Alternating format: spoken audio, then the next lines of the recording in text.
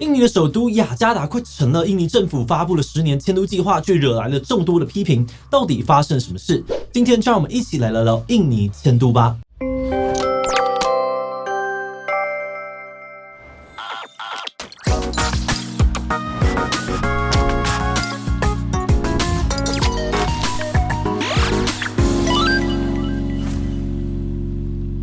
Hello， 大家好，我是志奇。8月17号，印尼为了要庆祝独立77周年，同时在首都雅加达以及未来的新首都努山塔拉举办国庆典礼。但因为新首都的工程进度大幅的落后，原本计划邀请8000人到努山塔拉参加典礼，最后只让1300人到场，而且在典礼的场地附近都还能够看见起重机音降等等的工程景象。对此呢，有很多人都不意外，他们认为迁都计划太过理想化。努山塔拉位在热带雨林当中，想要在10年内无中生有，建立一个全新的城市，根本就是不可能的任务。还有人批评官方提供的努山塔拉未来想象图，看起来呢就像是从城市模拟游戏当中抄来的。很多人担心迁都计划不止没有办法解决雅加达目前的问题，还可能衍生出更多的问题，甚至影响到印尼的主权。那到底印尼为何要迁都？迁都到努山塔拉真的有这么糟糕吗？今天就让我们一起来讨论看看吧。不过，在开始今天讨论之前，先让我们进行到工商服务时间。你曾经在学校里面因为自己的性别、性倾向或是性别气质而被不友善的对待吗？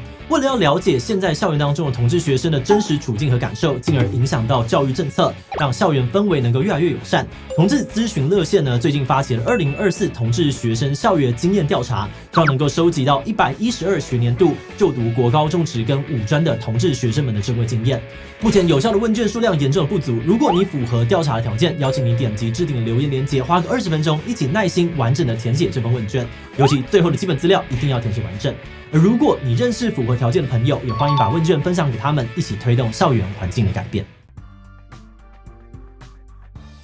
印尼的疆域主要涵盖5大岛屿，其中有超过60%的人口集中在爪哇岛上，而目前的首都雅加达也位在这里。雅加达是印尼最大的城市，有超过1100万的居民，不止人口密集度远高于其他的城市，经济也非常的发达 ，GDP 占了全国的16%。雅加达过去被称作是巴达维亚，早在这个荷兰东印度公司统治时期就已经是他们的首都。独立之后，雅加达持续以首都的地位发展，成为印尼的政治、经济还有文化中心，至今已经将近了75年。不只是很多金融机构，还有大型企业的总部都设在这里。雅加达的丹绒 Blue 港也是印尼最大的港口，处理了印尼1半以上船舶运输量。那这样雅加达这么重要，为什么印尼政府还要迁都呢？主要是因为雅加达的居住条件正在面临着严峻的考验，而这又可以细分成3大问题。首先，海拔只有7公尺的雅加达面临着严重的地层下陷，还有洪水灾害。因为雅加达的人口众多，印尼政府的供水能力不足，再加上河流的污染严重，有60%的雅加达居民必须依赖地下水，导致超抽地下水的问题。在过去10年之间呢，雅加达北部就下沉了2.5公尺。地质专家警告，到了2050年，雅加达北部呢，大约有95% 的地区将会被海水给淹没。而且因为地层下陷影响了排水系统，在2013、2020以及2021年3年，雅加达接连发生了大规模的洪水灾害，其中2020年那一次的洪水更造成了60人死亡，66万人流离失所。再来，因为过多的人口以及大量的汽机车工厂排放废气，雅加达的环境还有空气品质也令人担忧。根据统计，雅加达的空气污染程度全球排名第5名。PM2.5 的浓度更是达到了每立方公尺52微克，远远超过了世界卫生组织的建议标准。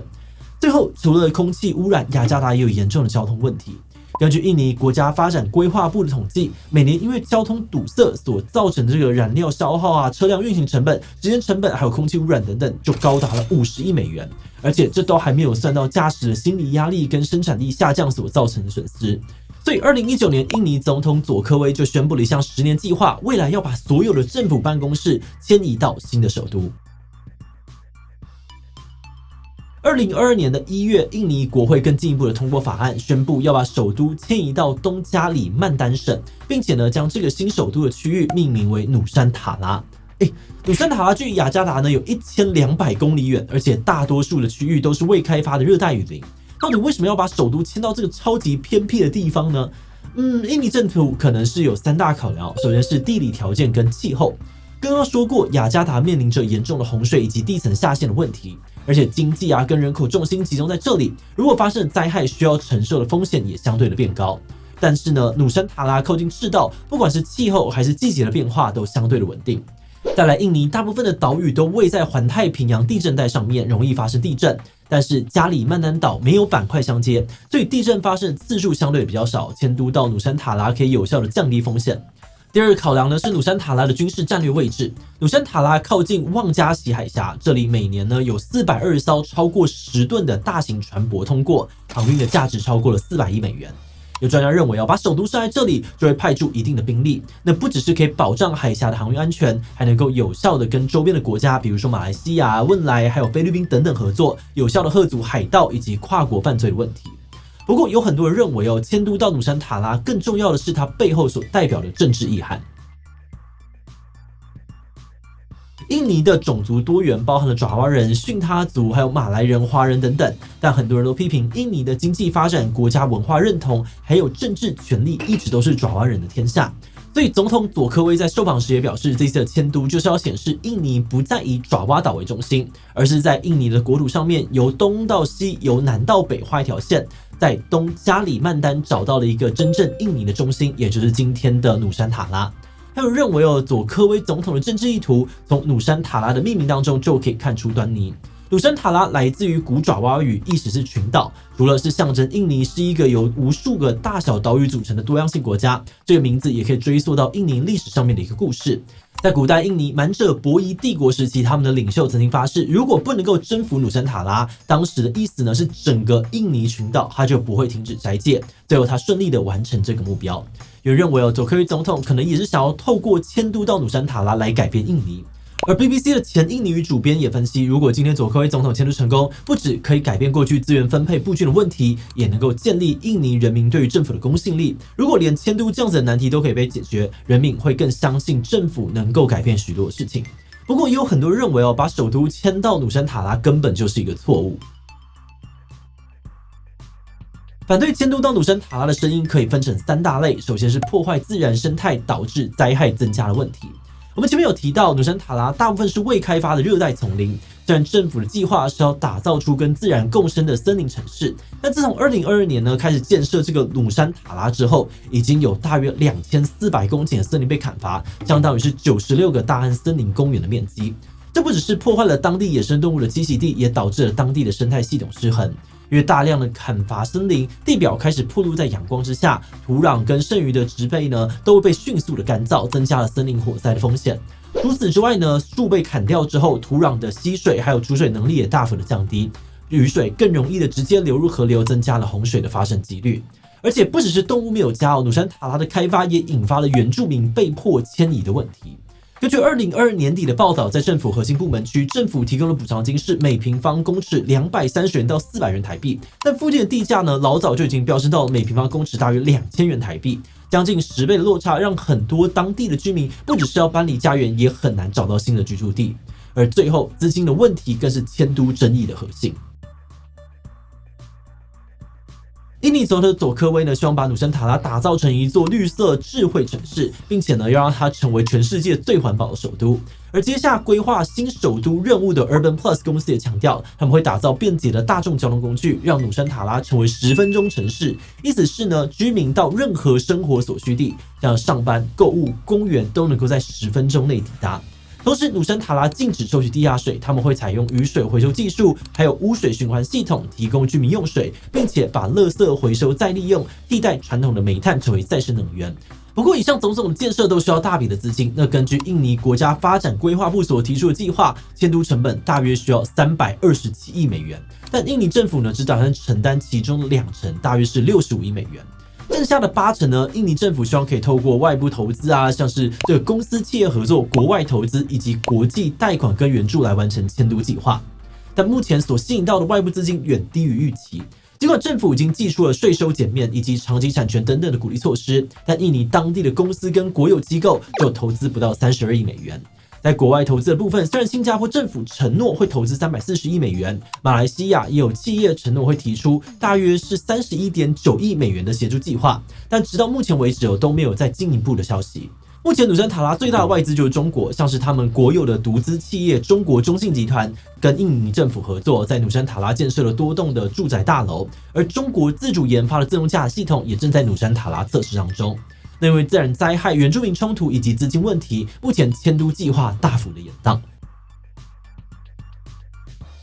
按照原本的计划呢，在今年的独立日，也就是8月17号，佐科威总统应该要宣告新首都建设计划的第一阶段已经完成，也就是完成基本的交通建设啊、电力还有供水系统，还有为150万名公务员以及50万名的居民盖好住所，并且包含了总统府啊、众议院等等政府部门都要完成搬迁。但因为住宿建设尚未完工哦，原本计划在国庆日要邀请8000名来宾，最后只邀请了1300人参加。直到9月初呢，我们截稿为止，佐科威总统也都没有签署命令，把努山塔拉定为首都。那尽管如此，佐科威总统还是强调，他会在10月卸任之前迁移到努山塔拉办公。但有很多人对于迁都计划并不乐观。对于迁都计划的担忧呢，可以大致分成4个方向。首先是认为计划太过理想化。彭博观点专栏作家莫斯认为把首都迁出逐渐下沉的雅加达是合理的选项，但要把首都跨越1200公里搬到一个丛林是一个大工程。当年澳洲把首都从雪梨搬到坎培拉200多公里的距离就花了40-50年，佐科威政府就期望在短短10年内完成大部分的基础建设，实在是太过躁进。再来，迁都计划过度的仰赖中国资金，也让很多人担心印尼会掉入中国的债务陷阱。2017年，佐科威总统就公开支持中国的一带一路政策，除了努山塔拉，印尼各城市呢也都有大量中国投资的痕迹。很多人担心印尼如果无法偿还中国的负债，可能会步上斯里兰卡的后尘，必须要把一些重要地区的经营权移转给中国，丧失主权。甚至因为中国的资金断尾，反而在新首都出现了烂尾工程。然后也有很多的民众反对迁都计划。2023年中的一份民调显示，有高达57.3% 的民众不同意跟强烈的反对迁都，46.2% 的人认为呢，建设预算应该要用在更急迫的项目。目前印尼政府已经在迁都计划花了46亿美元，逼近政府能够负担的预算上限。很多人认为这笔钱应该要优先用来改善雅加达所面临到的问题，比如说像是这个建设防洪工程啊，或是控管私人车辆，鼓励大众使用交通工具。但政府没有对旧首都提出后续的处理方案，只是急着建设新首都，看起来就像是想要靠着迁都来逃避问题。最后，积极推动迁都计划的佐科威总统呢，即将在10月卸任。继任总统的普拉博沃呢，虽然公开承诺过会继续的推动迁都计划，但两人的政党背景跟做事风格都不相同。有人推测，迁都计划的执行方式跟速度可能还会有所调整。